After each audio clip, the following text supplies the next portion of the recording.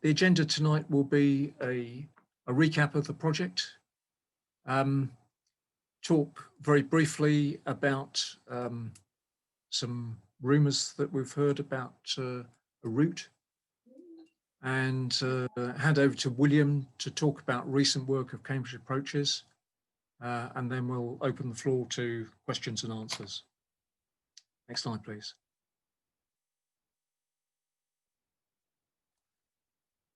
Okay, East West Rail is a project that intends to build a railway between Oxford and Cambridge, and then eastwards to the East Coast ports, Felixstowe in particular. A small section of the route has been already opened between Bicester and Oxford. There's been a public consultation on the central section. So the route is divided into three sections: the western section between Oxford and Bedford, the central section between Bedford and Cambridge, and then the eastern section between Cambridge and Felixstowe and East Coast ports. There was a public consultation held about almost 2 years ago now on the central section, and as a result of that, they chose from 5 options presented, option E. Next slide, please. So option E covers the area between, as I mentioned, Bedford and Cambridge, via a station between St Neots and Sandy, and a station at Camborne, currently to the south of Camborne, before entering Cambridge from Cambridge south. Previous slide, please.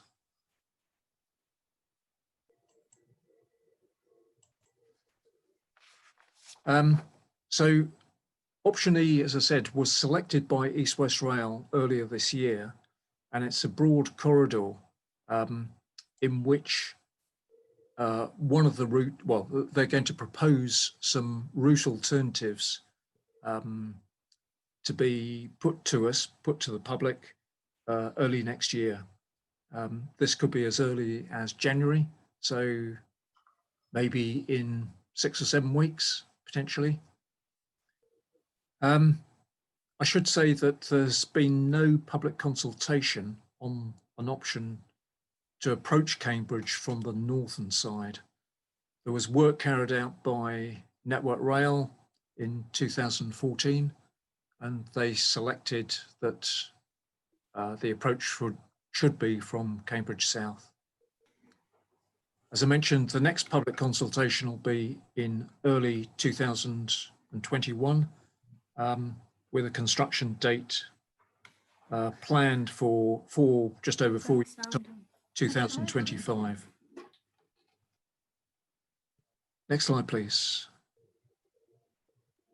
Next slide, please. The project is divided into 2 sections.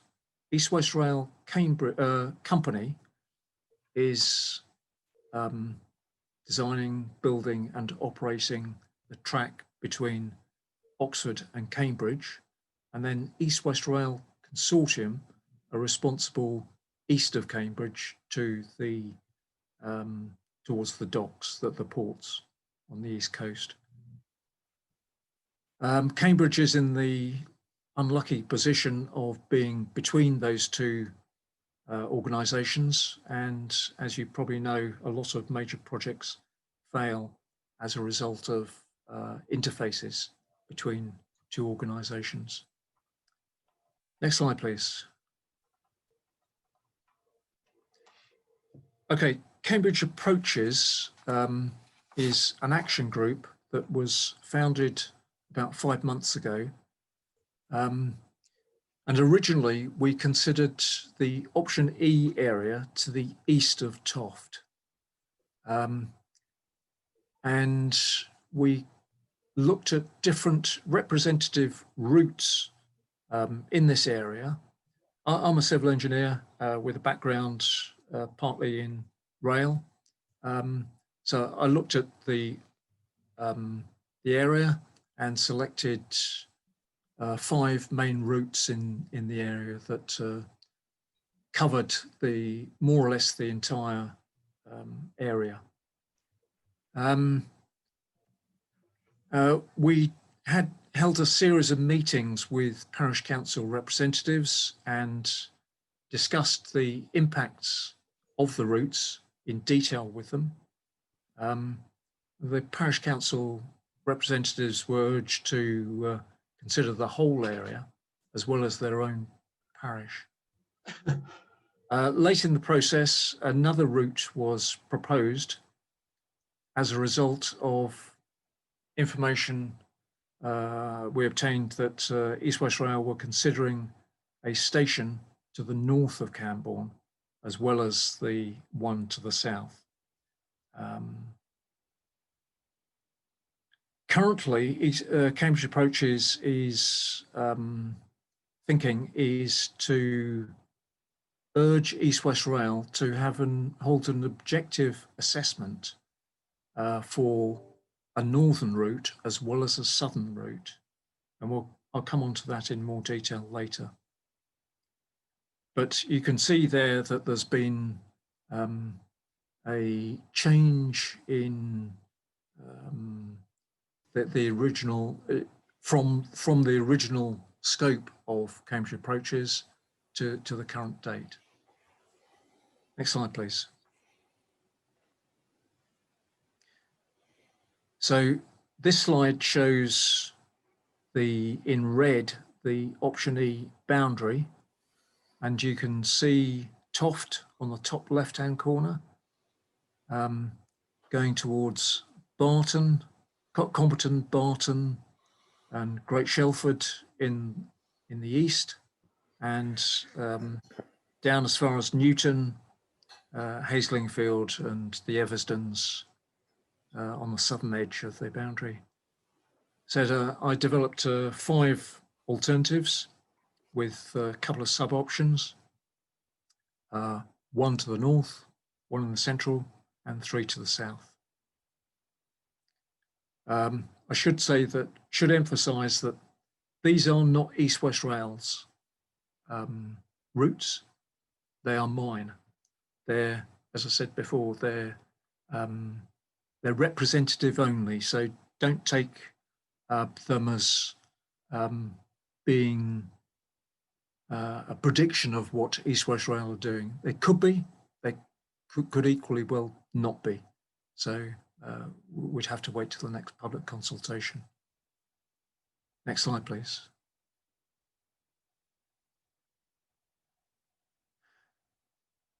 As I said before, later on in the process, we developed a further option alternative 6, which comes from a station to the north of Camborne, to the east of Hardwick, before it crosses to the south of the A428 in a tunnel, and then towards Barton Rifle Range, before splitting into alternative 6 and 6A and sweeping into the Great Shelford area. I should emphasise that one of the premises of the selection of routes was that on the eastern side, the end point, if you like, where all the routes end up, is a point where the pointer is now, where the cursor is now, at Shepworth Junction, where the King's Cross and Liverpool Street lines meet. It's at or around that point. So we were constrained in that. Well, that was just one of the constraints. You'll also see on that route, on that map, a highlighted route from the end point of the option E area, a route going north into Cambridge, and then going east after going through Cambridge Central. The line will carry both passengers and freight. And because of the expected passenger demand on the daytime timetable, it's inevitable that a lot of freight will travel at night.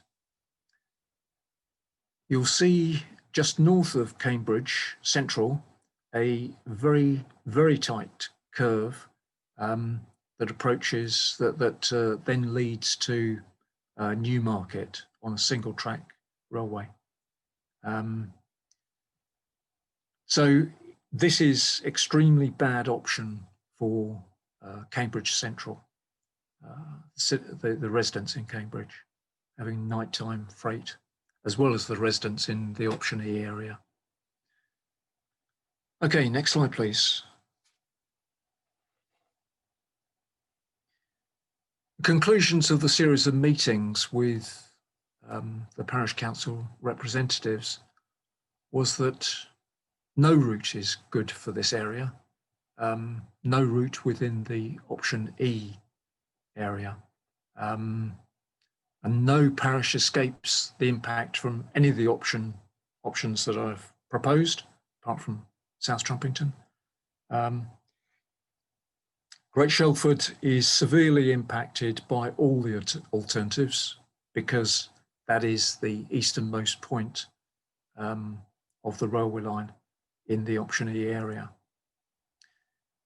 Alternative 6 and 6A has far fewer properties close to the line compared to the best option E route, but suffers disadvantages environmentally. It crosses various footpaths and farmland. There are no properties in Hawkston, Comberton and Barton within 250 metres of alternative 6A. Next slide, please. So, towards the end of the series of meetings with the parish council representatives, comments were received by them, and in summary, as I just said, there was agreement on no benefit to the option E area at all from the railway line. Proximity to villages, in some places, some of the routes actually cut through villages, or very close to them, settlements. There's potential cutting of roads and other public rights of way, impact on the environment and farmland, in particular for near Barton. There's the CRT, CRT and Robin Page's farmland. And there's the northern routes were further away from settlements, generally speaking, than the southern routes, but there was a severe impact on the environment on the northern route as well. MRAO, the radio telescopes people, constrained the choice of routes to a great degree, and there was some talk about urging MRA to move some of their active telescopes to less sensitive areas of the site. I think we're all aware of the cutting edge technology, cutting edge research that MRAO do, and the protection in terms of planning that they offer to the area. So I don't think there wasn't a widespread feeling that they should close down shop. Next slide, please. Okay, there is an alternative.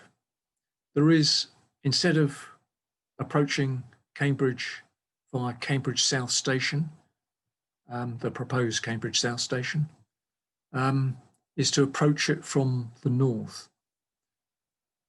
And an organisation called Cambed Railroad, CBRR, proposed a route that did just that. And I'll go through that because there's been a lot of misunderstanding about the capabilities of the CBRR route. You can see their route, in essence, goes from Camborne through Northstowe, skirts around Girton and Histon, and then approaches to the north of Milton and joins the existing railway line, both going southwards into Cambridge and northwards to King's Lynn, Ely, etc., and Norwich. There's one additional bit of track that they proposed, and that was a chord, a short section of railway on Coldham's Common, just where the pointer is. Next slide, please. So highlighted is for freight, in particular, CBRR's route to the East Coast would require no turning round of trains. It's been stated that it would, but it doesn't need to. You can see that it goes through Northstowe, goes into Cambridge North, and then along the new chord, Coldham's Common, and then along the existing Newmarket line towards the East Coast. Next slide, please. David, can I just add a point on that chord? Because I think the debate with East West Rail and Cambed Railroad, which is kind of carried out in documentation, is around this chord. So what East West Rail Company said was that because this chord would go around Coldham's Common, which is a county wildlife site, it couldn't be done. So, of course, option E goes through all sorts of county wildlife sites and other ecological issues, which I'll come on to. But East West Rail Company dismissed this chord because of the county wildlife argument, and then carry on arguing that trains have to turn around. So I just wanted to add that point. Yep, good point. Yep. Next slide, please.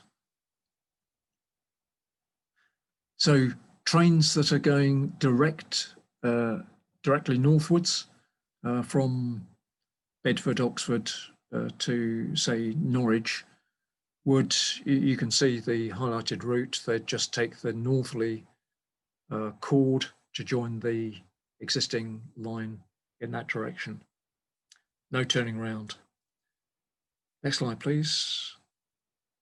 If they wanted to go to the biomedical campus to the south of Cambridge, they would go through Cambridge North, Cambridge Central to Cambridge South, approximately 2 minutes between each station. Next slide, please.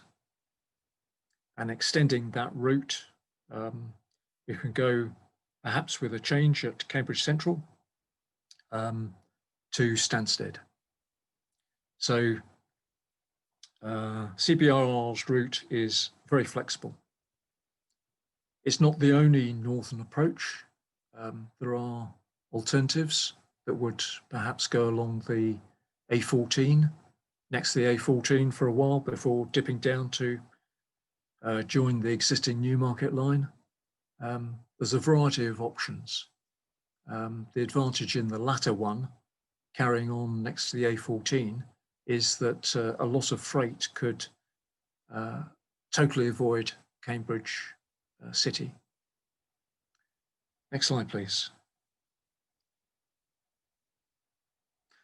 Okay, this is a bit of speculation, a rumour that we'd heard from a couple of South Cambridgeshire councillors. East West Rail had told them that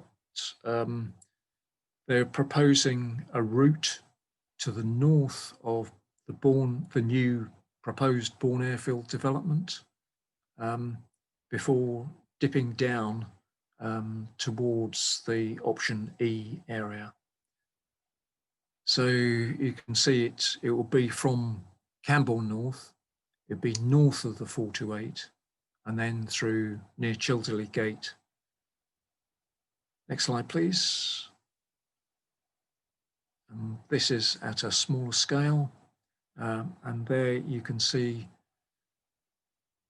my construct on it, which from the Bourne airfield area, it would carry on and join the alternative E area at some point between Comberton and Toft.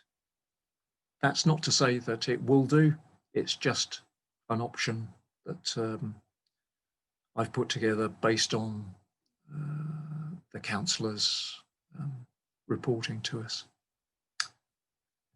Okay. I think that's the end of my section, so I'll now hand over to William. Okay, thank you, David. Yeah, my name is William Harold.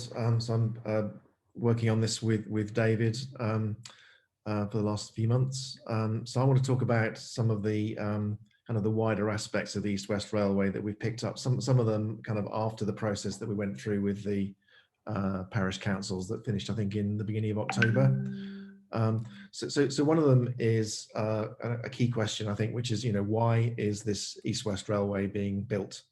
I guess one of the things that's come out from looking at the cost information published by the East-West Rail Company, when they selected option E, they published a total cost of £5.6 billion, which had gone up by a factor of 3 since the time of the last public consultation. So at £5.6 billion, if you divide that by the population between Bedford and Cambridge, which is the area they're building, that would be, in today's money, that would be about £9,000 per household. So this is being funded by central government, i.e. the taxpayer. So I think we're entitled to ask, is there a business case for this? What are we spending our £9,000 on, just to translate it into kind of, I'd say, everyday terms. So initially, the East-West Rail was intended to be a freight line. We talked to a guy called Edward Lee in the Cambridge Smarter Transport, so he explained this, that discussion started in 1995 or so. More recently, with the concept of the Oxford-Cambridge arc and developing the area between Oxford, Milton Keynes and Cambridge, the idea of a fast transport link from Oxford to Cambridge arose. And one of the things that's talked about is increasing the communication between engineers and scientists in Oxford and Cambridge. So maybe some people would want to live in Cambridge and commute to Oxford. So that's been sort of put forward as an idea. Personally, I'm a little bit skeptical about that. I think there are but I think there are other journeys that people might want to do on this line. In particular, commuting, I think, is an important driver. So I think that East-West Rail's business case for fast transport is not very clear at the moment. Another thing that's come out is to support the business case for the railway is that it supports housing development. So if you build a new station, then agricultural land, potentially around a new station, will get converted to land that's suitable for, or has permission for, building houses. And around the Cambridge area, according to the National Infrastructure Commission report that's kind of behind this, then the land value would go up from £25,000 per hectare to around £5 million per hectare. And so it's possible for for central government through taxation to capture some or all of that uplift. So order of £50,000 per house or so. So a question that we would ask is, can other schemes also capture that land value increase? So there's a lot of talk around Cambridge of a guided busway or a metro, and which is targeted more at commuters, and that would of course also capture that land value increase. So there's a little bit of a conflict, I think, between the East-West Railway and the plans for a metro, because they're both they're both trying to, in places, capture the same market. So I want to talk more about the freight concept. So this is now zooming out a little bit, so what you can see is Felixstowe Port, which is there's 40% of the container traffic into the UK comes into Felixstowe, and it's growing. And today it goes down the green line, so down the North London line to the Midlands and to the west. It also goes up through Ely to the Midlands, and there's sort of large depots or intermodal terminals where the containers are taken off freight trains and put onto lorries. And this is actually a very green thing to do, to take freight off the A14 or off the road onto the railway. And so you can imagine that with the targets for net zero and so on, then we're going to see more rail freight, more freight going by rail. So there's clearly an opportunity here to use also the new East-West Railway, which is kind of almost complete apart from this Cambridge to Bedford section, also for rail freight. So as David pointed out, there's two organisations here. So there's the East-West Rail Company that are they're part of the Department of Transport, and they will be doing the consultation early next year. So they are responsible for building the central section, and they're also responsible for operating a passenger service. They're not responsible for operating a freight service. So the East-West Rail Consortium, which is a grouping largely of county councils and some various other stakeholders, all the way along from Oxford to Felixstowe and Norwich, indeed. They are commissioning consultants at the moment to study what they call the strategic outline business case for the eastern section. But of course, with it being a connected railway, then that business case impacts the central section as well. So what you can see here is a quote from the invitation to tender from the East-West Rail Consortium for a contract that started, I think, in August, and it's going to run for 6 months or so. So I'll just read it out. The East-West Rail represents a huge opportunity to become a secondary freight route, enabling more services to bypass congested London routes currently used to get to the South, West, Midlands and the North. So fairly different story that you get from the consortium than you get from the company. They also go on to talk about the opportunity to ship kind of building materials to build Sizewell C in the same document. So I wanted to show you some video of what freight trains look like in the area. These ones that have come from Felixstowe, in case you haven't seen them. This doesn't always work, so wish me luck on the audio, but let's see how it goes.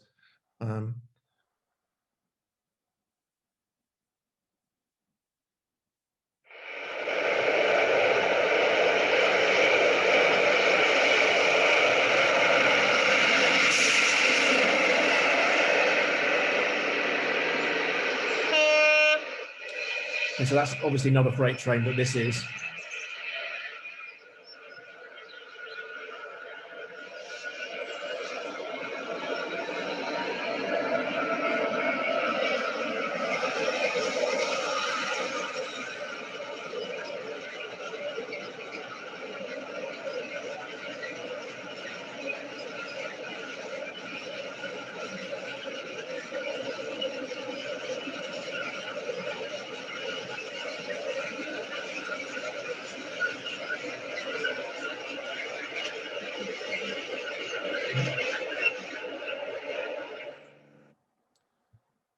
Okay, so that's not unrepresentative of what we might see in the optionee area where the line is crossing a floodplain or a low-lying area, you might see some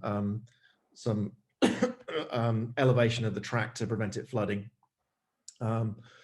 Those trains can be about half a mile long, and they go a bit slower than the fast rail trains, which is one of the reasons they don't really mix on the timetable, as David mentioned. Okay, I think those are the main points about freight that I wanted to cover.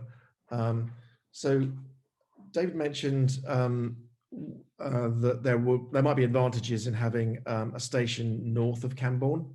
And so I wanted to talk about that, kind of independent of whether it then goes on to be connecting to Cambridge South or Cambridge North.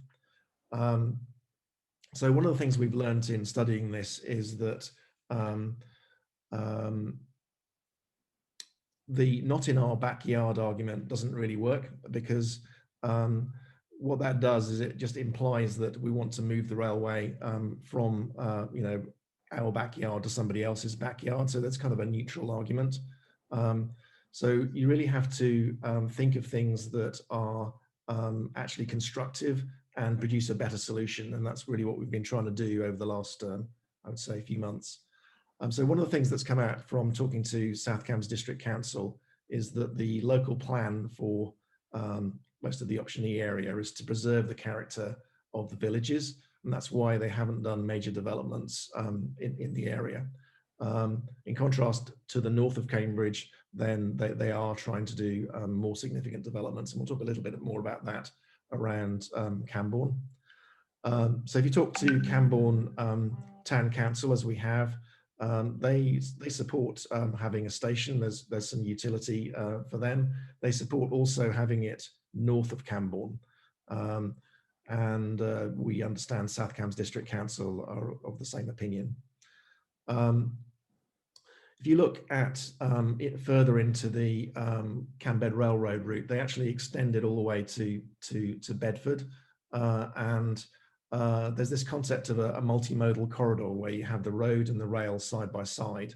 And there's an opportunity for a multimodal corridor here, all the way from the Black Cat roundabout south of St Neots to Cambridge. And advantage of that is that the amount of planning blight is much less if you've got road and rail side by side, and commonly used around the world.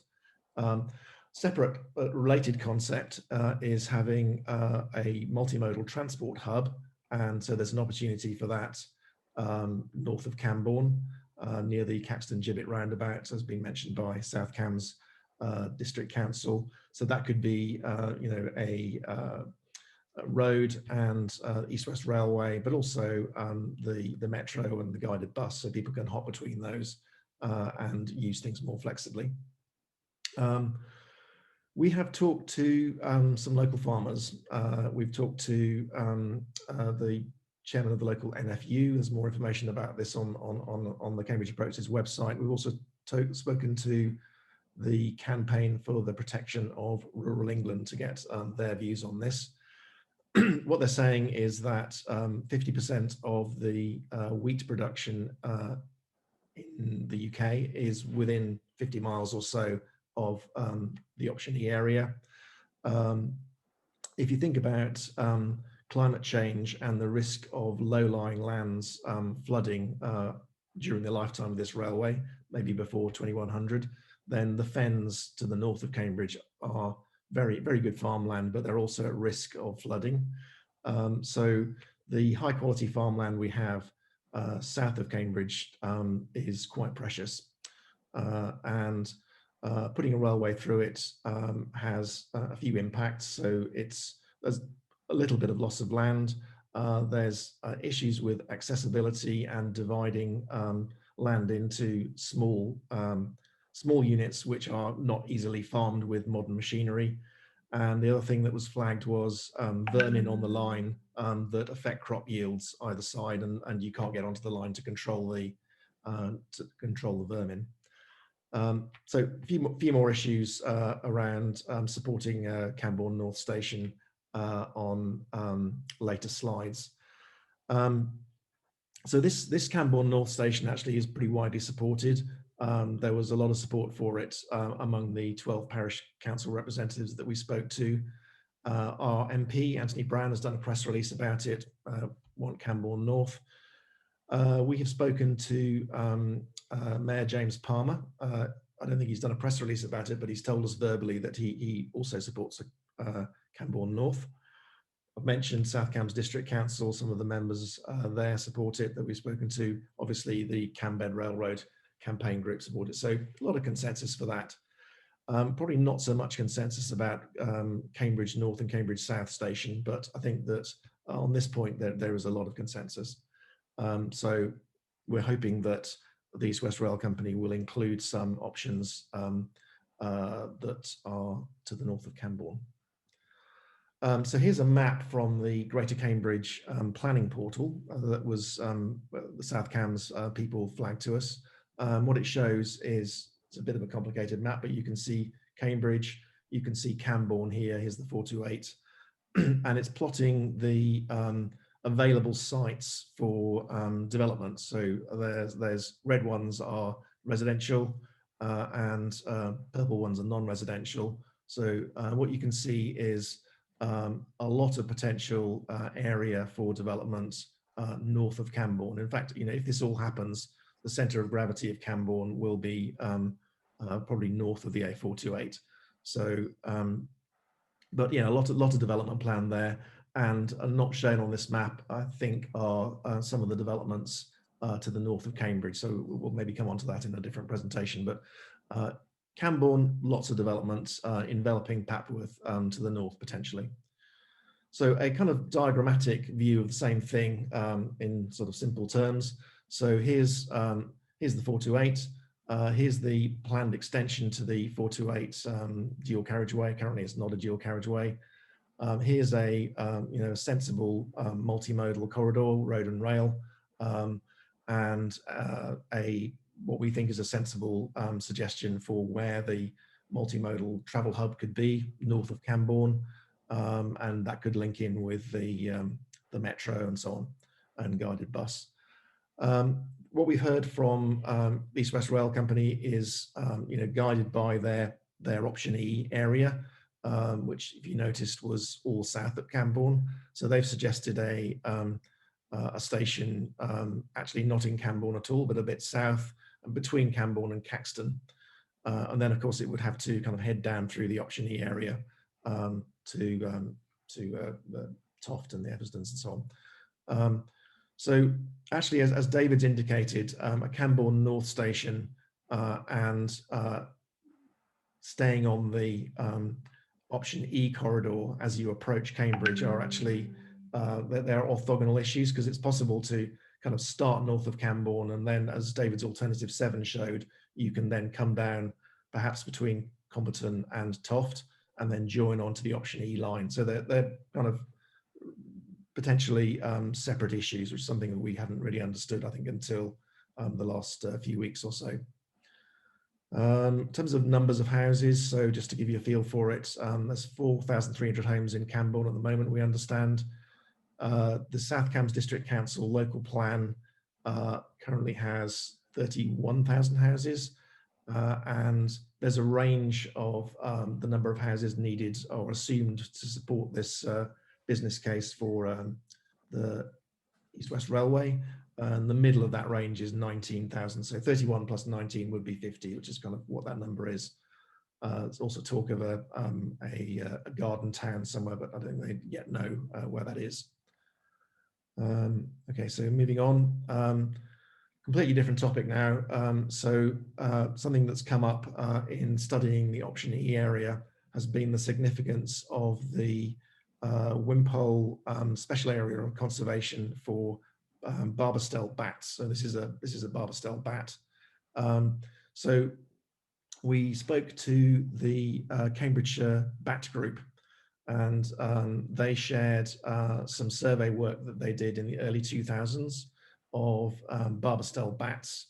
And what they did was they attached radio transmitters to the bats, and a few of them, and they watched where they flew. And so you can see these pink things are the flight lines. And so you can see they're going up to Kingston, all the way through Toft and Comberton and round to Barton. They go along the old varsity line, all over Little Eversden, Halton. Probably goes further east, but I think Chris Vine, who did the work, said he didn't actually study this far, this far over. In terms of foraging areas, they're in Grantchester Woods. Basically, if there's a wood within 5 to 7 kilometres of the where they nest, then probably there are barbastelle bats foraging there. And so they have another map, which I'm not shown here, of where they've been seen foraging. So the significance of this from an East-West Rail point of view is that barbastelles are very rare. They are protected under Article 6 of the Habitats Directive. Started out as European law, but it's been adopted as UK law for quite a while. And that actually protects not only the roosts, but also the flight lines and the foraging areas, so the whole kind of ecosystem for these bats. So the question you have to ask is, how does this stack up with the East West Rail Company's stated policy on environmental considerations? They said, we develop route options with environmental considerations at the forefront. They actually presented a couple of routes really into Cambridge South. There were 5 altogether, but the variants were not around the approach into Cambridge South. But both approaches would have affected the Wimpole Special Area of Conservation. So I think that we'll be interested to see how the survey work that East West Rail have commissioned to look at this bat problem. I think they've got a contract out for between £100,000 and £500,000 to look at bats over the winter. I guess they'll have to continue that into next summer as well. So to see what the picture is, but we do know what the picture was like in 2002 up to 2005, and we've seen surveys up to August this year showing the barbastelles are still there. Here's a statement of the Habitats Directive. So what it says is that you need to look at other options first, basically, if you read the text.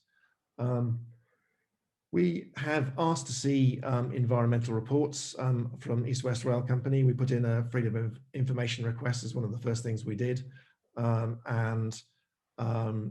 So that was refused. They said it wasn't in the public interest to release this information. So that was disappointing. We've also been following up with some landowners who have asked to see their own survey report. East West Rail Companies say that with their latest contracts, this is provided for. So if you ask for it. But so far we're not aware of anybody that's actually seen their own survey report.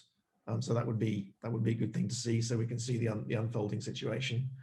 Of course, we are paying for these surveys through taxation. So yeah, I mean, one question I think that we really haven't got to the bottom of is it a good idea to accept environmental survey requests if you're a landowner in this area, if it's your back garden or your farm? And I guess it depends on your view of the railway. If you are not in favour of it going through, your land, then you might want to not help them and so refuse it. On the other hand, we kind of do want them to find the problems, and so maybe accepting it is a good idea. We've had an ecologist who has had a survey done of her back garden in the summer, and actually again on our website there was quite a lot of criticism of how they did it. It seemed to be a bit of a tick box exercise, and again there's the transparency issue. So I think it's pretty evenly balanced. I think another thing that's happened is we've heard various farmers reporting that they have talked to their land agents about whether it's a good idea to accept these surveys. And what we've heard generally is this is people like Bidwells and Savills who have been advising against it. So again, we really haven't reached a conclusion on this beyond sort of there's an opportunity for getting together and a bit of collective bargaining if we wanted to. So open question, I would say. In terms of talking about questions, we do log the questions and answers that we've had with East West Rail on our website. I think there's a couple of posts on that. The recent round of questions went like this. So we asked them, what is your policy on restoring roads and rights of way cut by the railway? Because we know that was a big issue in the discussions with parish councils. So verbally, they have said that they would try very hard to restore rights of way.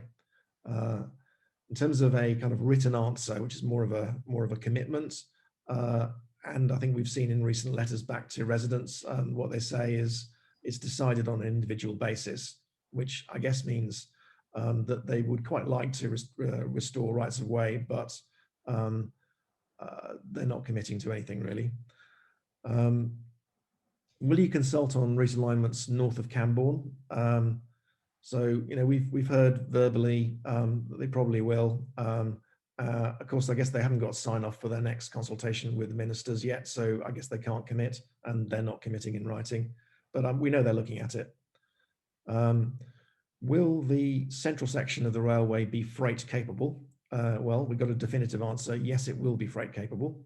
And they're talking about running existing freight services, whatever that means. The question about freight trains at night, we asked them. So that's obviously a difficult question for them because I guess they have to speak to the people doing the study in the East West Rail Consortium, and that study is not yet complete. So they just said, well, we're still studying it. So I guess there's different views of that answer, but that's one of them. We have asked them about multimodal corridors, and we know that in letters to people, they've expressed concerns about running roads and railways side by side. They've talked about how roads tend to wiggle side to side too much compared to railways. They talk about wasted land in between. They talk about the road going up and down too much and the railway not being able to cope with the changes of gradient. Well, we've spoken to, I guess, 2 or 3 railway experts, David Revel and also people in Camberton Railroad, that they don't see it the same way. So we've asked them, is this a blocker? And they've said, well, not necessarily. So, I think they are looking at multimodal. So we'll see what they come up with. Who will operate the freight if it's not East West Rail? Well, there are existing rail freight operators. You saw one of them in the video. So it would probably be those same rail freight operators. The environmentally aware people in the group asked them if they'd done a strategic environmental assessment kind of up front, and if so, can we see it?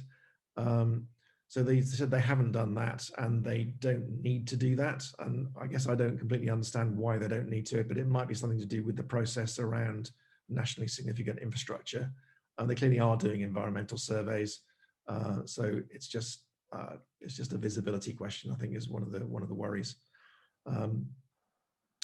So we looked at the cost side of the business case presented in the option E decision.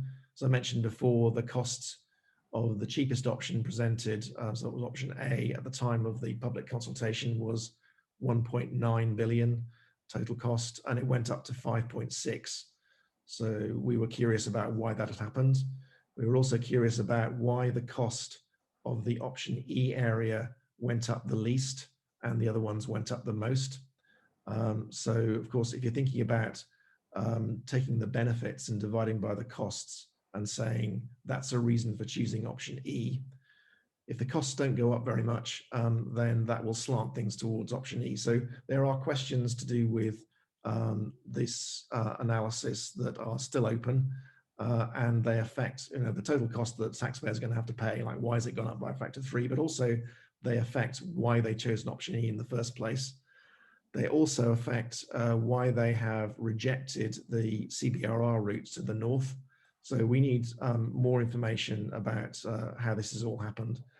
We haven't asked them questions on the benefits side of it because they've quantified the benefits, but we're working on that. So the response, long story short, from East West Rail is they are not going to answer our questions, but they will say something about it in the next consultation. I guess I'm not very happy with that situation, but that's where we are.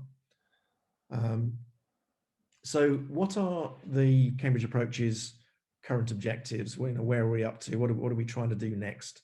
As David said, we are calling for a review of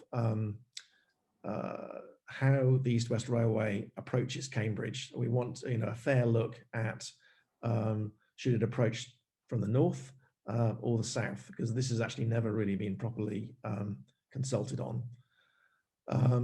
We discovered that there was a petition that was started by Comberton Railway with exactly that question before the last consultation.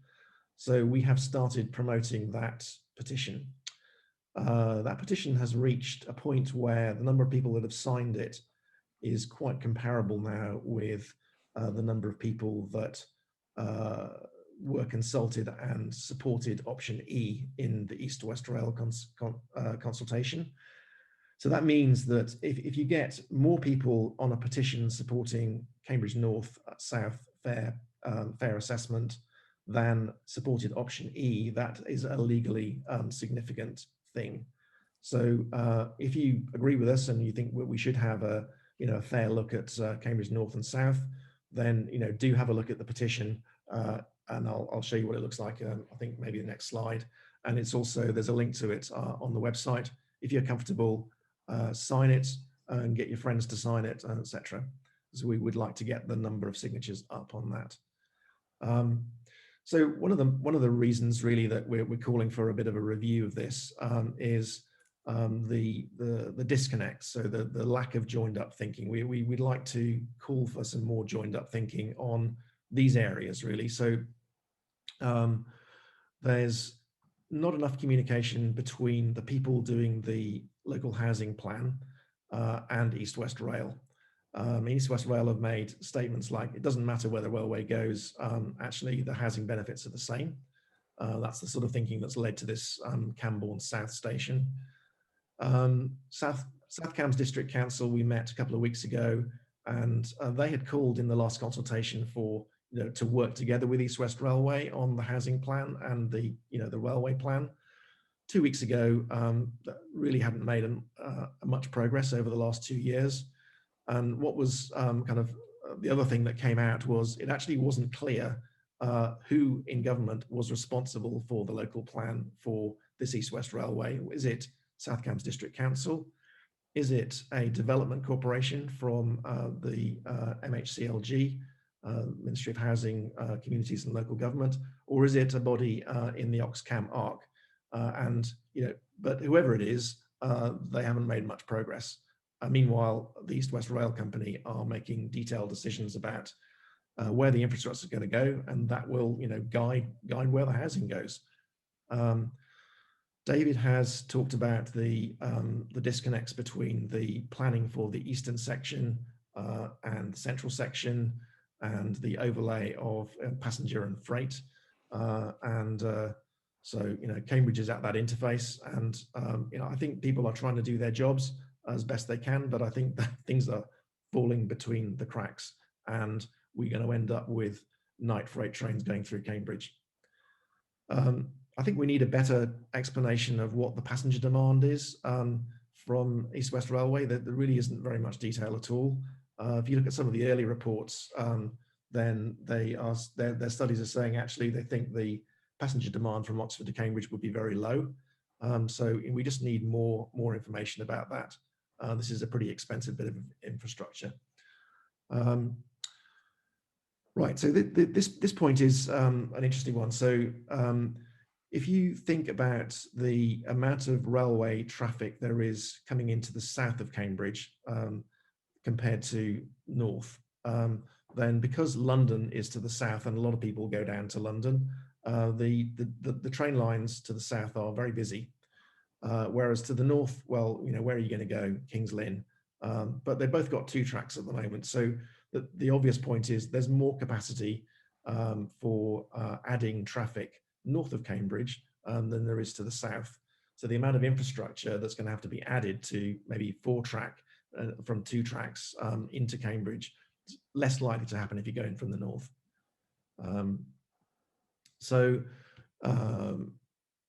No discussion of the impact of night freight services through Cambridge or through the Option E area because, well, the reason is because they're not actually considering freight, but they're going to make a freight capable railway. So, it's going to happen.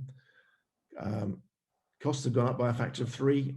There should be a review if the costs have gone up by a factor of 3. No sign of that. It's just continuing. Environmental impacts. So I've talked about the Barbastels. David's talked about the radio telescopes. The observatory tell us that they reached a kind of very early stage with East West Rail Company, and then kind of talks have stopped. And they also said that this is a pretty unique part of the country because it's surrounded by low hills. So you get good line of sight to the sky, and you don't get a lot of distant interference. So it's quite a special place for them. Residential amenity of many residents, precious farmland, no commitment on restoration of roads and rights of way. What we have asked for in their next consultation is that whatever detailed route alignments they come up with, they indicate, whether they are going to bridge the road, whether they are going to tunnel under it, what rights of way are they going to cover. So they listened. We will see whether they do that. I think what they want to do is a top-down design, and the point that we were making to them was that things that are important to us they may not get to for a while, but we need to see them if we're going to be consulted.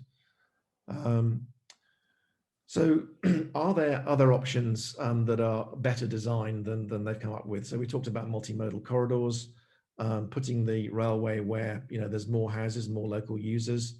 There hasn't been a kind of assessment because it's different parts of government between the overlap between local transport, so metros, guided bus, etc., and this long distance railway. So yeah, I think that would be a really good thing, but I don't think the East West Rail Company and the Combined Authority and the GCP are having detailed dialogues about this. So we're not necessarily getting a joined up approach. Okay, so depends on your point of view on this railway as to what you want to do about it. If you are unhappy with the current situation, as many people are, then we would encourage you to write to politicians, both local and national. Lots of information on our website about who to write to and some ideas about what you might want to say. Some villages have been putting up signs like this one. It's really to just generate awareness of that this is coming, and so that people are ready for it, understand what's happening, and have the ability to try and influence it. So I think we've probably got 20 or 30 of these up now, and there's a lot more coming up in other villages. If you want to keep up to date with the work that we're doing, trying to understand this, then you can subscribe on our website. You can also comment. If you want to get involved, maybe with Cambridge Approaches or with a group in your own village, very good thing to do. And if you want to communicate with us, you can just email us on that email address, info@cambridgeapproaches.org.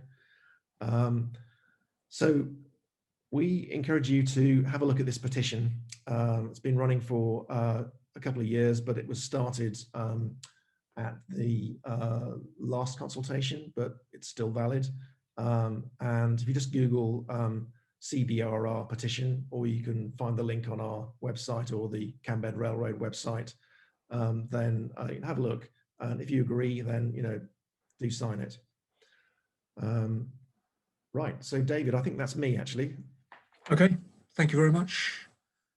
So If anyone would like to ask any questions, we'll do our best to answer them. Just unmute yourselves, obviously. And good evening. Good evening. Hi there. My name's Lynn. I live in Barton at Lordsbridge.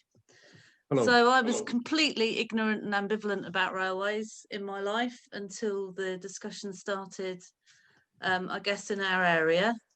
And I've taken 2 opportunities to investigate, I guess, specific areas, specific things. So one is because one of your routes comes through our houses. So I looked at what happens in the terms of compulsory purchase or compensation. And I discovered that the land agents who are advising the farming community are also the people who have the chartered surveyors who are able to negotiate multilateral purchase agreements between us and the government. And so I think that's an interesting conflict of interest. So I just want to flag that. I think we should look into it because they are very big players locally. And if you take the stakeholder group, then there is bigger stakeholder groups in the legal profession as there are in the residents. So that's just the first thing I'd like to flag. The second is I'm a student of systems engineering at master's level at UCL. And I use the opportunity to try and pick into the EWR structure and the relationships between the various government organisations and commercial organisations as part of a piece of coursework. And it is a complete can of worms, actually. So a lot of what you've spoken of, I understood, but a lot also of what you've spoken of, I didn't understand. And thank you for revealing that. And I think a very simple organogram, if you could draw an organogram of who's related to who around the decision making, I think that would be quite useful for everyone because it shows the drivers and the barriers for each organisation and who they're likely to be influenced by. So completely apart from the routes, I think there are things which are influencing how people understand what the situation is. And secondly, how much of that they can understand. And thirdly, how those relationships might be influencing things that are completely invisible to us as residents. They don't know what they're doing, essentially. Right. So, Thank you very much. That's very useful. We hadn't investigated in depth any of those issues, but they might be subjects of further investigation by Cambridge Approaches. I think they're just things are at play that we don't necessarily understand. It's Thank you. your name was deliberately confusing, I think, isn't it, David? It's Sorry? it's almost deliberately confusing because they're consulting on something, and yet you kind of know, even from a little bit of study, that actually there's going to be more implications than what they're consulting on. So I think it's obfuscation. I don't think necessarily it's deliberate. I think it's quite difficult to understand. I think they're using the fact that it's quite difficult to understand to create things that are even more difficult to understand. Yeah. Grant Shapps is definitely important because we've heard several times that he is the one that's going to sign off the railway, and the route to Grant Shapps locally is Anthony Brown. So if you do write some letters, then do include those two.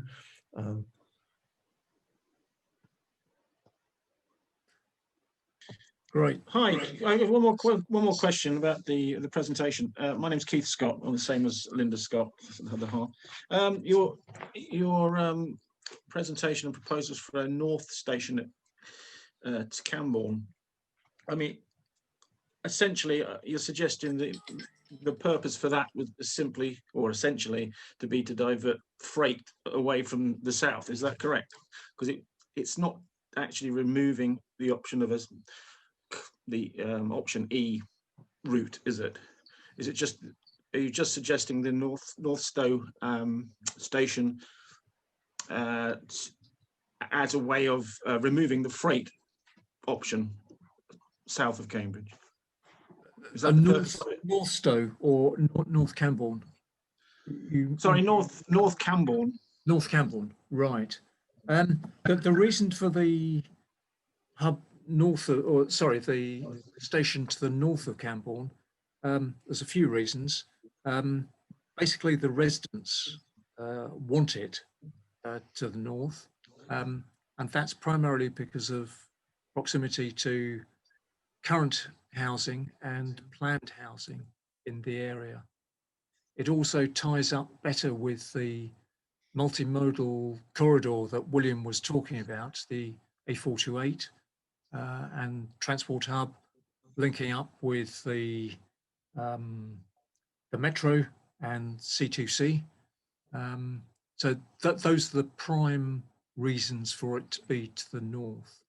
Yes, but you were talking about there being one north and south. Oh, that was the confusion. In that case, that was an ambiguity on our part. No, there's what East West Rail may do is during their consultation, they may propose a station to the south. They almost certainly will, with some routes direct from there. They have said that they're considering a station to the north, so they'll hopefully be proposing at least one option from a station to the north of Camborne. So it's options, one from the north, one from, and some from the south. Right, yes.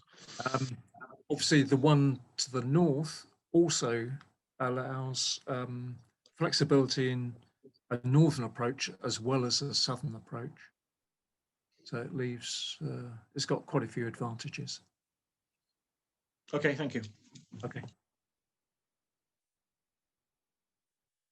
Any more questions? Hi, yeah, I'll raise my hand here. We understand that freight off the roads may be a good thing, and I've heard a lot about commuting.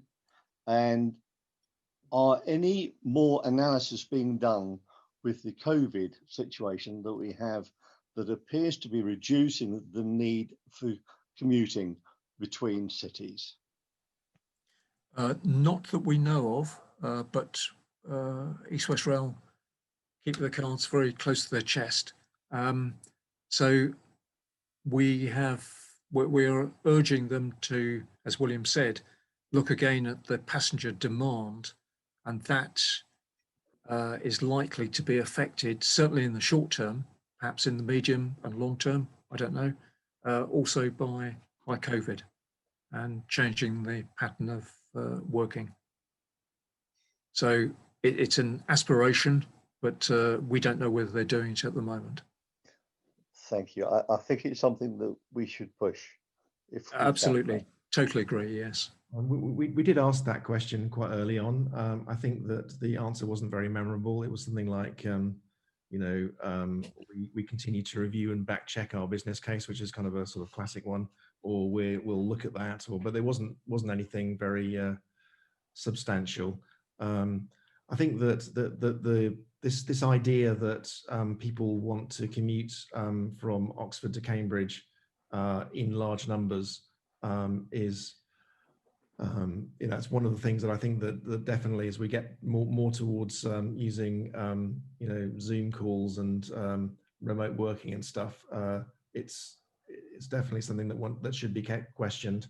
I think not that long distance rail traffic won't happen. It's just, will there be enough on this route to justify it? Yep, thanks. Roger Hall, I believe, has raised his hand on the. Thank you.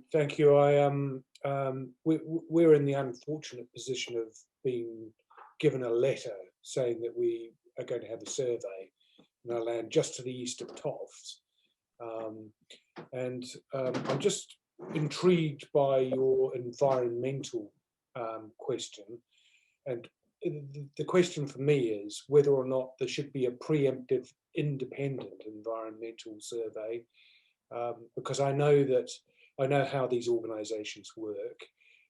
They work with momentum, and I just wonder whether we should be thinking about that. And the second part of a comment really is, has there been any legal advice given to Cambridge approaches about our rights. And I mean, having endeavoured to get some advice about our legal rights with this, it's been very difficult, actually. And lots of people are finding it difficult to commit to doing this. And I'm just wondering about the conflict of interest situation that's coming. So I think the legal issue and the environmental one, because I think we need to close down some of these arguments as early as possible rather than leaving them hanging. Possibly a crowdfunding solution. I mean, I'd be willing to put in quite a sizable sum into it. Right. In terms of the environmental assessment, a dual one, an independent one carried out by ourselves. Particularly about bats. Right. Okay. In terms of bats, we are looking at the possibility of getting Chris Vine from the Cambridge Bat Group to look at bats in the area. So yeah, we are considering that. Yeah. In terms of the legal aspects, and could you expand on the conflict of interest that you were mentioning? Well, similarly to one of your first questioners, I made an inquiry with a chartered surveyor who was distinctly lukewarm about giving advice, and certainly our solicitors took several days, and they said they couldn't possibly help us. And so that's a local Cambridge firm, which I think is bothersome. Usually lawyers are desperate to get hold of your money. Yes, yeah, that is unusual. Yes, we are speaking to lawyers and seeing if we do have a case for a judicial review. Campbell Railroad, the campaign group that I mentioned, or that we mentioned before, went along the route for judicial review to a certain extent and threatened East West Rail with the judicial review. I'm not sure whether you're aware, but the grounds for judicial reviews are becoming more onerous. So the timescale, if we do it, it's got to be short, and we've got to, I believe, do it within 3 months maximum of a decision being made by East West Rail. So we are looking at that, yes. Thank you. That's really very helpful. And I suppose a supplementary question, if I could, is at what point East West Rail obliged to purchase properties that are impacted by this? Is it when they publish their route? Oh, that I don't know. No, I'm not aware of that. I don't know whether anyone else in this meeting knows that. I don't know. I know one other relevant fact was that I think Anthony Brown had asked East West Rail to publish their compensation policy with the next consultation. So we might see what that is, or what their initial proposal is. Yeah. There is, of course, a precedent with HS2 where this has already happened years before any track is laid. There is enormous blight, isn't there? Yeah, absolutely. Yes. So I would hope that East West Railway would offer terms no less than those offered for HS2, or maybe better. Well, that's why I think we want it early, because people can't move because they don't know whether they're going to be affected or not. So if you know what you're going to get, then it's removes some uncertainty.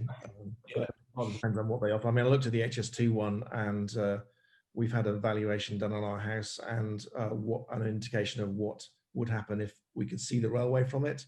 And we've kind of heard numbers of, 10% drop or 20% drop, and have a look at the HS2 one and see what the caps are on their payments. And it's not great, actually.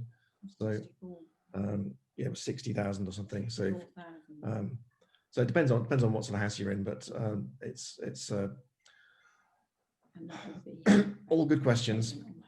Thank you.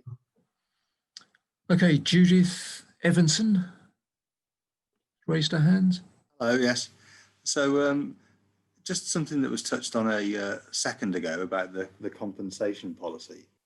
Are there any working groups looking at what you could extract from them as kind of side infrastructure projects? Because very often, once these decisions have been made, then there are sweeteners offered to the local community in order to ease the way in, shall we say. What sort of things were you thinking of? Well, they could actually provide in their construction, such as yes, fast broadband or cycleways or... Yeah, precise, very good examples. Right, okay, right. It was raised as a passing point before. We haven't investigated that specifically, but if it came to it, we would try and persuade them with perhaps help from Anthony Brown and other politicians to install additional infrastructure to help communities. And certainly if they were perhaps cut off, so some major road, or not major roads, but some important local roads were cut, then there's certainly a very strong moral case. Whether that would cut any water, I don't know. Okay, and it's kind of secondary is obviously that if there ever became local train traffic on the line, then that clearly makes things a lot more appealing if people from the villages can directly use it to move from here to Cambridge, say. We live in Comberton. Right, yes. Is that entirely closed? So, sorry, what was the very last sentence? Is that entirely closed off in this discussion?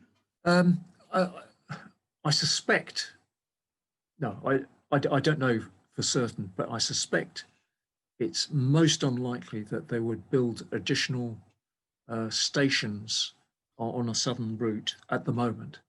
In the future, because the life of the railway is potentially hundreds of years, who knows what will happen. Obviously the impact of a station in a local community is additional housing is attracted to it. So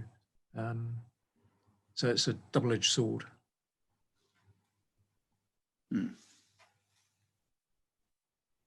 Okay, thank you. Does that help, or? It does, yeah. I was just trying to think about, really if, I don't know how inevitable this is going to be, but under the assumption that it will take place, perhaps it won't, perhaps it will, but then trying to maximise any side benefits feels like a good thing to do. Absolutely, it would be, yes. I guess we'll change mode when we're kind of convinced it's actually going to happen. Then we might change mode to kind of mitigation and some of these issues. But I think we're still trying to clarify some of these things that are just not joined up at the moment that we've indicated. So we're on more fundamental questions than that at the moment, I think, in our thinking. Oh yeah, well, yeah, it's the decision's not been made, of course. Okay, thank you. Janet Wheeler. Hello, sorry, like Judith, I've got a heavy cold as well. Sorry, no, I'm Garth Wheeler. I'm on the Comberton Parish Council. Very quick question. I see this is being recorded. Will it be available to the attendees of this meeting so we can disseminate it to the parish councils? Yeah, if the technology works, it will. We've actually put the first one of these was I think last week, so you can see that on the website. And we had another one in Great Shelford last night, so we've got a bit of work to do. So it might be a few days, but we will endeavour to put them up. Yeah. Brilliant. Thank you very much. Are there any other questions?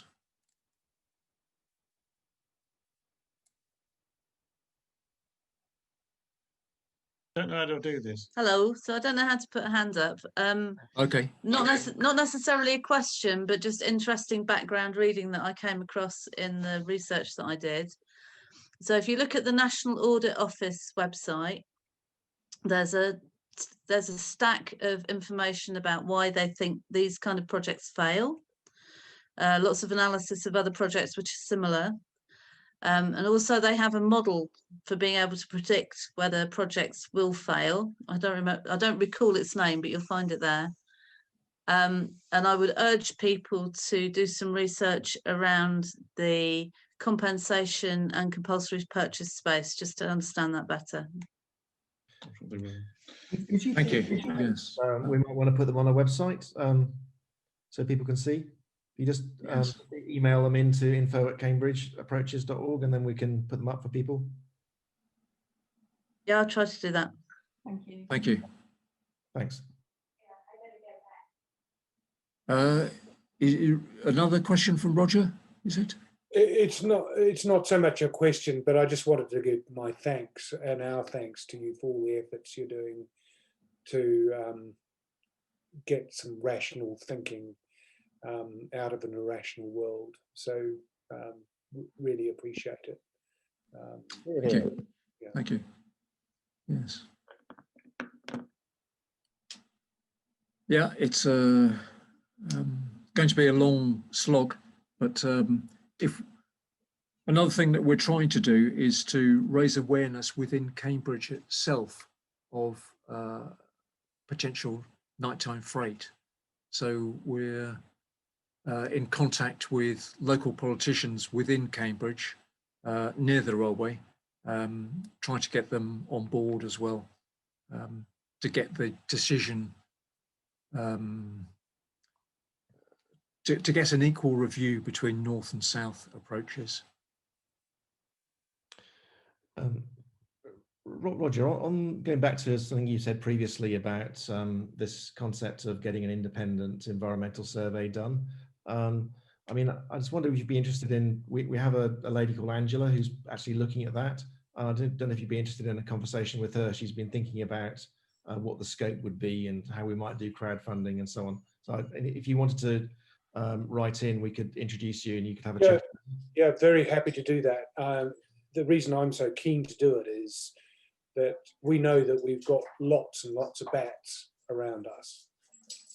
Right. And we think they probably roost in our garden. Right. Oh, really? Yeah. Right. Well, what they're saying is that, you know, the time to do it is starting in the spring, because that's when they're sort of flying around. And so the back group tend to get kind of booked up. So we want to, if we go ahead with it, we need to kind of discuss the scope and then, you know, do a bit of crowdfunding for it. So I think you know, if you're enthusiastic about it, I think that would really help Angela. Yeah, very happy to help with that. Email in, I'll introduce you. Thank you. Have you got my email address from the registration, or? Oh, well, if I'm allowed to use that, yes, I could do that. Of course you are. Of course you are. Okay, I'll do it that way. Yeah, lovely. Thank you. I'll ask a general question of everyone. Obviously, you don't have to answer, but how many people have received survey requests?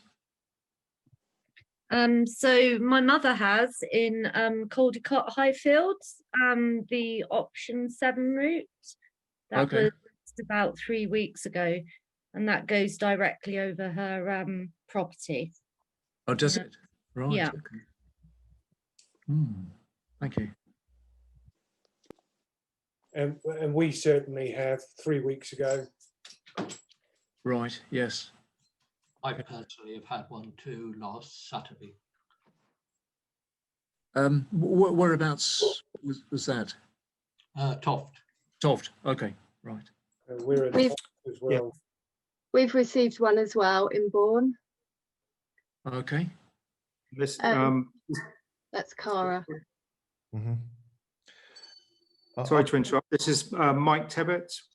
We farm between sort of Toft and Comberton, and we've had several fields that have been requested. I'm very interested maybe to link up with the previous gentleman who's obviously got a garden quite close to our land as well. So we would be interested in sort of thinking about an environmental bat survey or something as well. So that would be quite useful.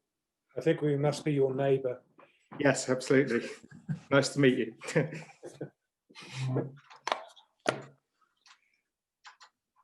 Right. So quite a few in this area. Yeah.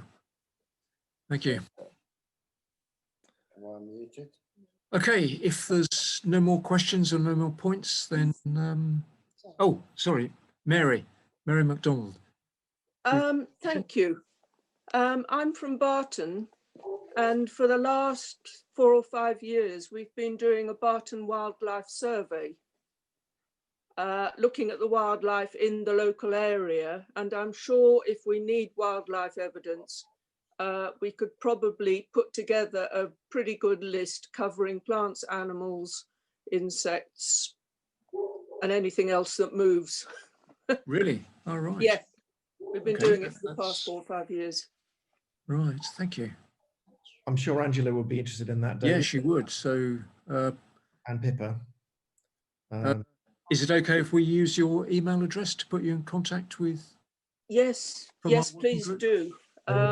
Thank you. We also have a couple of county, or in fact national wildlife recorders in the village who I'm sure might be interested, if they have time to squeeze it in, to be involved as well. Right. Okay. Thank you. That's very useful. Anyone else? Yeah, it's Harvey Reid here. We've actually had the whole farm in Caldicott asked to be inspected. They've been inspecting half of it for last 2-3 months, and now they're asked for the whole rest of it to be. Right. Do you know what sort of survey it is? Is it environmental? It's the environmental survey? It's the environmental one. Right. Okay. So, as I say, they've already done half the farm. Right. Okay. Thank you. David, I think on our map, on the website where we have the people reporting the surveys in the Pilgrim Bay Arts map, I think we one of the reasons that there's a lot on the southern boundary, I think it's just because of awareness. So I think we're hearing of lots of surveys here, but I just think people aren't aware of the map. So we get a bit of a false picture of where the surveys are, just because it's only some people that are using it. I don't know, if you want to contribute to this map, then it's just under links on the website. And if you can't use it, then just if you can't work out how to use it, then just email us in and we'll put it on for you. But it is useful to get a bit of a picture of where the surveys are happening, because it informs what they're actually doing.